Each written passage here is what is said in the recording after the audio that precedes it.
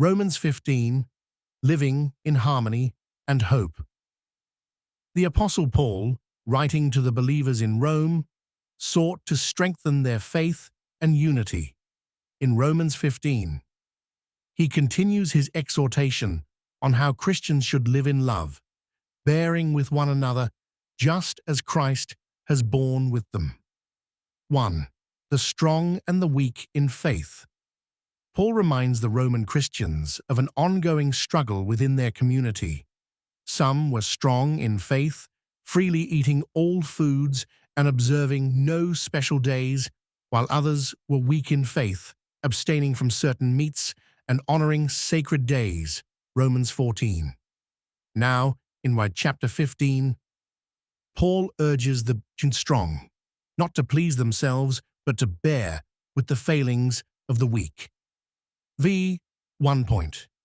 We who are strong ought to bear with the failings of the weak and not to please ourselves. Each of us should please our neighbors for their good, to build them up. Romans 15, 1-2. Christ himself did not live to please his own desires, but endured insults and rejection for the sake of others. Verse 3, Paul encourages believers to follow this example, to live in harmony, just as the Scriptures teach. 2. The unity of Jews and Gentiles. One of the greatest divisions in the early church was between Jewish and Gentile believers. Some Jewish Christians held tightly to the law, while Gentile converts had no such background. Paul, however, declares that Christ came to unify all people under God's grace.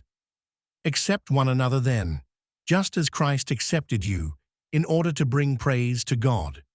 Romans 15:7.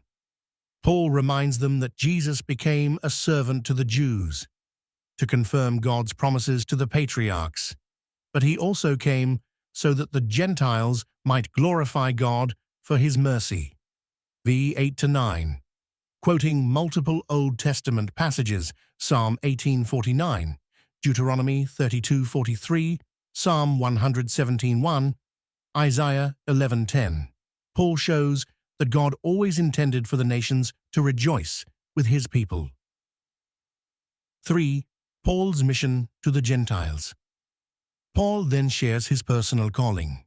He was chosen by God to be a minister to the Gentiles, proclaiming the gospel where Christ was not yet known.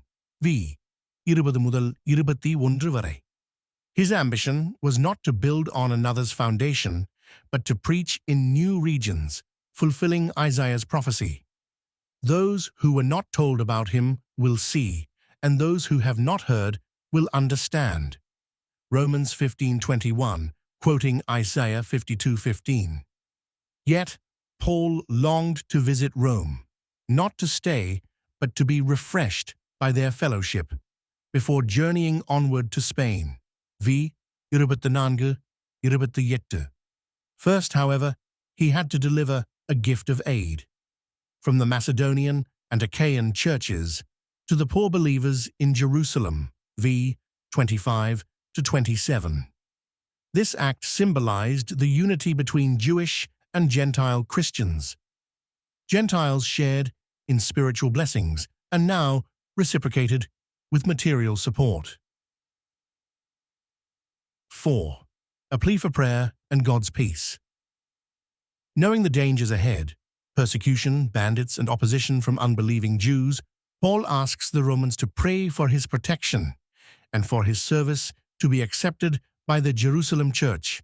30-31. Finally, he closes this section with a blessing of peace. May the God of hope fill you with all joy and peace as you trust in him, so that you may overflow with hope by the power of the Holy Spirit. Romans 15:13.